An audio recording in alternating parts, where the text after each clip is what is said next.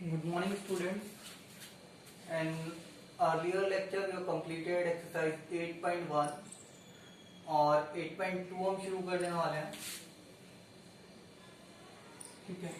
उससे पहले उसके जो भी फॉर्मूलेज है, उसका जो भी बेसिक कॉन्सेप्ट है, पहले उसे क्लियर कर लेते हैं. यस, इसमें और भी चीजें हैं. पहले इन तीनों के बारे में डिस्कस करेंगे. पहली चीज है इंक्रीज और डिक्रीज परसेंटेज. ठीक है, इंक्रीज और डिक्रीज परसेंटेज. इनके अंदर तीन चीजें होंगी. एक है न्यू वैल्यू, दूसरी है ओल्ड वैल्यू, जिसपे ये कैलकुलेट होगी. किस पे कैलकुलेट होगी? ये ओल्ड वैल्यू, इसलिए इसे स्क्वायर में रेक्टेंगल में लिख रखा है. और थर्ड होती है इंक्रीज और डिक्रीज, मतलब जो भी उसमें चेंज आ रहा है, मतलब अगर बढ़ रहा है तो इंक्रीज होगा, घट रहा है तो क्या होगा? डिक्रीज होगा. इसके बाद देखो सेकंड थिंग जो है, यहाँ पर हमने फॉर्मूलेज लिखे हैं इसके.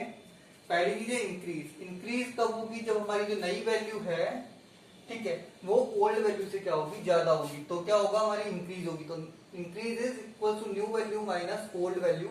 एंड इन परसेंटेज कैसे फाइंड आउट करेंगे? जो भी हमारी इंक्रीज है, ऐसे फाइंड आउट करने के बाद अपॉन में ओल्ड वैल्यू मल्टीप्लाई बाय 100.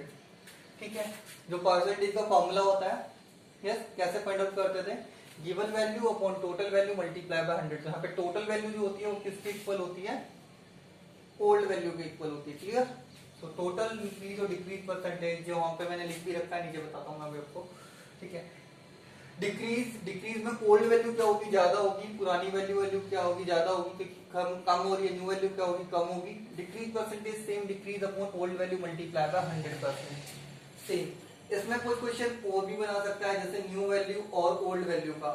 अगर ओल्ड वैल्यू गिवन है या फिर इंक्रीज और डिक्रीज परसेंटेज गिवन है, तो कैसे हम न्यू वैल्यू को फाइंड आउट करेंगे?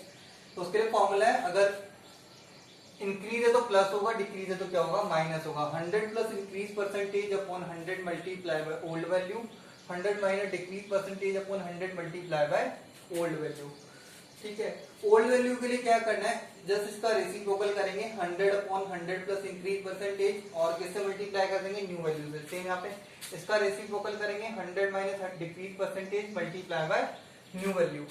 अब देखो 100% जो वैल्यू होती है इंक्रीज और डिक्रीज की, वो किसकी इक्वल होती है? ओल्ड वैल्यू के इक्वल होती है, जिसे हम टोटल वैल्यू भी बोल सकते हैं. जो टोटल इंक्रीज या डिक्रीज होता है, यस, मींस 100% को हम क्या बोल सकते हैं? यहाँ पे टोटल भी बोल सकते हैं. क्या बोल सकते हैं? टोटल इंक्रीज और डिक्रीज जो होता है वो किसके इक्वल होता है? एक तरीके से 100% के इक्वल होता है. बट यहाँ पे हम टोटल नहीं लिख रहे हैं. क्योंकि टोटल क्यों नहीं लिख रहे हैं? क्योंकि 100% से भी ज्यादा इंक्रीज हो सकता है. Clear about it? अब बात करते हैं डिस्काउंट की. डिस्काउंट क्या होता है? नॉर्मली हम जाते हैं सेल्स वगैरह के अंदर, मार्केट में जाते हैं, कुछ चीजों पे हमें सेल्स मिलती है. यस, जैसे क्लोथ्स हो गया, बहुत सारी चीजें हैं, उनके ऊपर हमें क्या देते हैं? डिस्काउंट देते हैं. डिस्काउंट का मीन्स क्या होता है कि मतलब जैसे जो भी हमें छूट जो मिलती है, एक तरीके से छूट बोल सकते हैं, तो वो सब चीजें क्या कहलाती है? डिस्काउंट कहलाती है. डिस्काउंट किस पे मिलता है? हमेशा मार्क प्राइस पे मिलता है. और कैलकुलेट भी किसके ऊपर होगा? ये मार्क प्राइस. मार्क प्राइस का मतलब होता है, जैसे आप गए मार्केट के अंदर, आपने कोई जीन्स खरीदी, जीन्स के ऊपर जो लिखा हुआ था, उसका जो प्राइस टैग था वो कितने रुपीज का था? मान लीजिए 1000 रुपीज का टैग था उसके ऊपर. मीन उसका जो मार्क प्राइस कितना हो गया? 1000 रुपीज हो गया. अब सपोज करो वो आपको 20% डिस्काउंट दे रहा है, मतलब कितना हो गया? 200 रुपीज का डिस्काउंट देकर के वो आपको कितना रुपीज में बेच रहा है? 800 रुपीज में. तो आपने जिस रेट पे उसे खरीदा वो उसका क्या हो गया? सेलिंग प्राइस हो गया. ठीक है, और आपको जो जितने कम रुपीज पे करने होंगे वो 200 रुपीज, वो क्या होगा? आपका डिस्काउंट हो गया. Clear about it? अब बात कर रहे हैं डिस्काउंट. डिस्काउंट का फॉर्मूला क्या है? डिस्काउंट हमेशा कैलकुलेट होता है एक ही फॉर्मूले से, mark price minus selling price. Mark price minus selling price किसके इक्वल होता है? डिस्काउंट के इक्वल होता है. और डिस्काउंट को परसेंटेज में कैसे फाइंड आउट करेंगे? डिस्काउंट को परसेंटेज में फाइंड आउट करने का फॉर्मूला है discount upon mark price multiply by 100%. Discount upon mark price, जो भी मार्क प्राइस है हमारा, उसको 100% से 100 से मल्टीप्लाई करके परसेंटेज का सिंबल लगा देंगे, तो किस में आ जाएगा? डिस्काउंट परसेंटेज में. इसके अलावा दो क्वेश्चन और बनते हैं इसके अंदर. वो पूछ सकता है या तो मार्क प्राइस या फिर क्या पूछ सकता है? Selling price. मार्क प्राइस किसके इक्वल होता है? 100 upon 100 minus discount percentage multiply by selling price. जबकि सेलिंग प्राइस क्या होता है? इसका reciprocal 100 minus discount percentage upon 100 multiply by mark price. Means इसी का रेसिप्रोकल करके यहाँ पे मार्क प्राइस लिखना है. और ध्यान रखना, सेम जैसे डिस्काउंट कैलकुलेट होता है मार्क प्राइस के ऊपर, तो 100% डिस्काउंट किसके इक्वल हो जाएगा? मार्क प्राइस के ऊपर. मार्क प्राइस के इक्वल हो जाएगा. नॉर्मली कोई 100% डिस्काउंट देता नहीं है. Yes, means it means free of cost. If you are getting 100% discount, it means ठीक है, 10% डिस्काउंट हो गया। एस्टिमेशन इन परसेंटेज, कैसे परसेंटेज को एस्टिमेट किया जा सकता है, इसके अंदर मैं तुम्हें एक कंसेक्यूटिव डिस्काउंट का भी बताऊंगा, ठीक है, उसका डायरेक्ट फॉर्मूला भी लिखेंगे नेक्स्ट में, ठीक है। एस्टिमेशन इन परसेंटेज कैसे करेंगे, मतलब परसेंटेज को एस्टिमेट करना, तो सबसे पहली चीज क्या है कि एस्टिमेट द नंबर या वैल्यू, जो भी वैल्यू गिवन है उसको पहले आप नियरेस्ट टाइम के अंदर क्या करो, एस्टिमेट कर लो, उसके ऊपर कैलकुलेट करो। तो मैंने यहाँ 375 का 15% फाइंड आउट करना है, तो सबसे सिंपल चीज है 375 को नियरेस्ट 10 में राउंड ऑफ किया मैंने, तो ये कितना हो गया, 380 हो गया।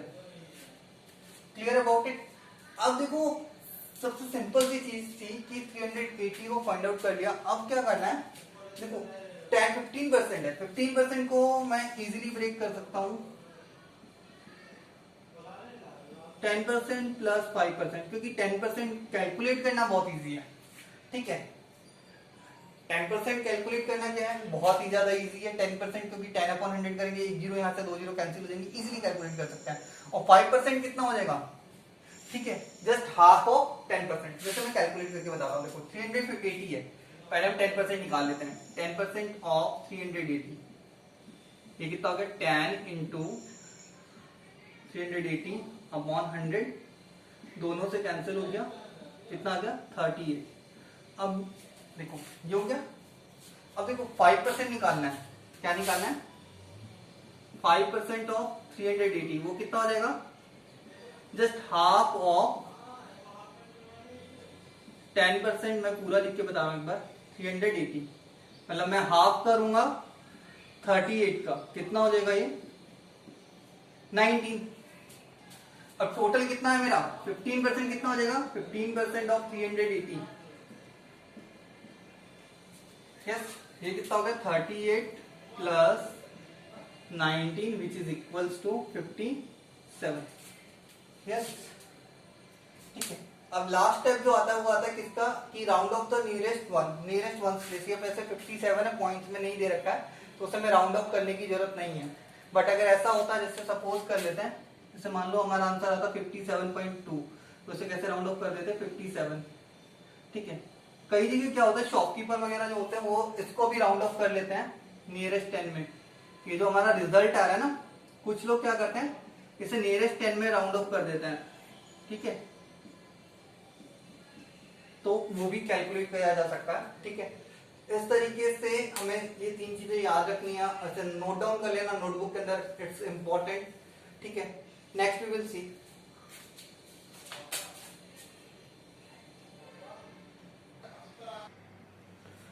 now see that consecutive discount I told you about it, like it is like D1 D2 D3 like that, कि मीन्स एक से ज्यादा डिस्काउंट दे रखे हैं। बट ध्यान रखना उसके अंदर सबसे पहले मैं पहला डिस्काउंट कैलकुलेट करेंगे, उसके बाद जो आएगी उसे दूसरा, उसके बाद तीसरा। उसका मतलब ये नहीं होता कि D1 D जो नेट डिस्काउंट है वो D1 प्लस D2 पे इक्वल हो। जैसे यहाँ पे मैंने एक एग्जांपल लिया है कि 2 कंसेक्यूटिव डिस्काउंट है 30% एंड 20%, ये जो है 50% के इक्वल नहीं होते हैं। किसके इक्वल होंगे, एक्चुअल में तुम्हें 50% डिस्काउंट नहीं दे रहा है, वो तुम्हें कितना डिस्काउंट दे रहा है वो मैं बताता हूँ। Return a formula when 2 consecutive discounts are given D1 और D2, उसके लिए जो फॉर्मूला क्या है D1 plus D2 minus D1 D2 upon 100। वैसे का थोड़ा लेंथी प्रोसीजर है, बट ये फॉर्मूला बहुत इजी है और इजीली यू कैन डू। जैसे यहाँ पे करेंगे हम 30 प्लस 20, ठीक है, 30% प्लस 20% माइनस 30 इंटू 20 अपॉन 100%। तो देखो ये जीरो कैंसिल हो गया, ये जीरो कैंसिल हो गया।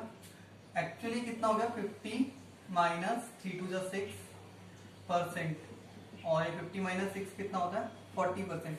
मीन्स वो तुम्हें एक्चुअल में 50% डिस्काउंट ना दे करके वो कितना दे रहा है 44%। कई बार सेल्स में तुमने देखा होगा 50% प्लस 50% ऑफ, तो मीन्स उसका मतलब क्या होता है, वो एक्चुअल में तुम्हें 100% ऑफ नहीं दे रहा है, वो एक्चुअल में तुम्हें 75% देगा। तुम इस फॉर्मूले से अगर कैलकुलेट करोगे तो ये बहुत बार यूज किया जाता है to make us fool, yes, कि वो हमें शो करता है कि वो एक्चुअल में 50% में डिस्काउंट दे रहा था, बट वो एक्चुअल में कितना दे रहा था 44%, मीन 6% वो यहाँ पे भी सेव कर रहा था, ठीक है।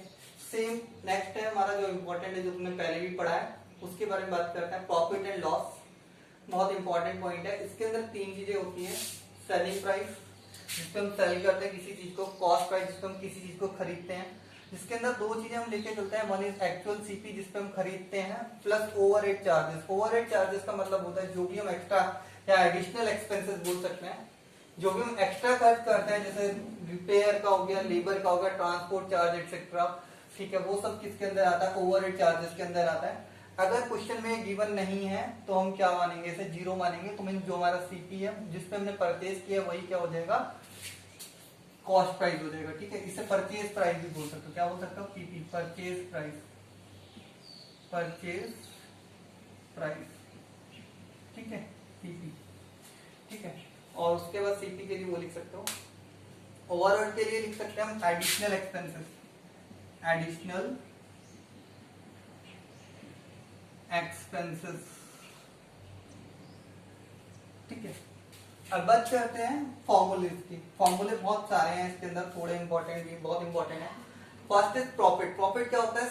SP minus CP. मींस यहाँ पे फर्स्ट इंपॉर्टेंट थिंग क्या है कि सेलिंग प्राइस होगा कॉस्ट प्राइस से ग्रेटर होगा, ठीक है। और second thing is that formula क्या है प्रॉफिट परसेंटेज का?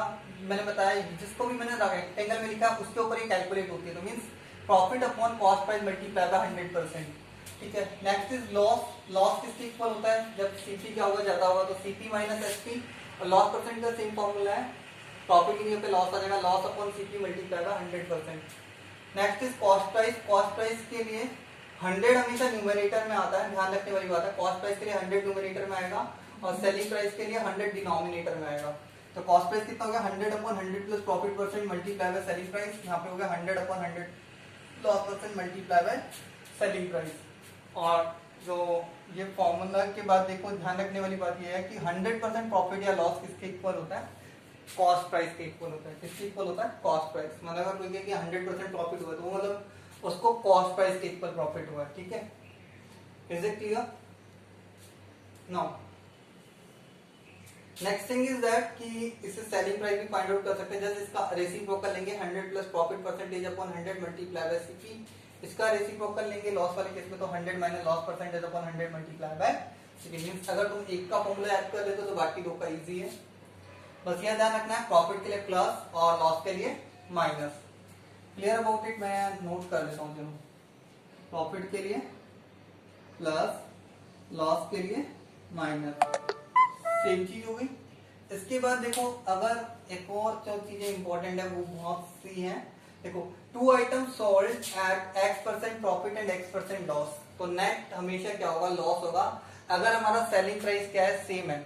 ध्यान रखने वाली बात है, अगर हमारा सेलिंग प्राइस सेम है और अगर हम दो चीजों को जिनका सेलिंग प्राइस सेम है, एक को प्रॉफिट पे बेचा है 10%, मान लो 10% ले सकते हैं, कुछ भी ले सकते हैं, उसी प्रॉफिट पे परसेंटेज पे बेचा है और उसी लॉस परसेंटेज पे दूसरी आइटम को बेचा है, तो हमेशा हमारा क्या होगा? लॉस होगा। उस केस में वो किसके इक्वल होगा? x² upon 100%। मींस अगर 10 है तो 10 इंटू 10 अपॉन 100% मींस 1%। नेक्स्ट है 2 item sold at X% profit and X% loss. Means अब सपोज करो कि एसपी की जगह यहाँ पे क्या सेम हो गया? कॉस्ट प्राइस सेम है, मींस जिसको हमने परचेज किया वो सेम है, तो उस केस में हमें ना तो प्रॉफिट होगा ना ही क्या होगा? लॉस होगा। Clear about it? Understand that? अगर हमने कॉस्ट प्राइस सेम रखा है तो उस केस में हमें ना तो प्रॉफिट होगा ना ही क्या होगा? लॉस होगा। Now see the next topic of that.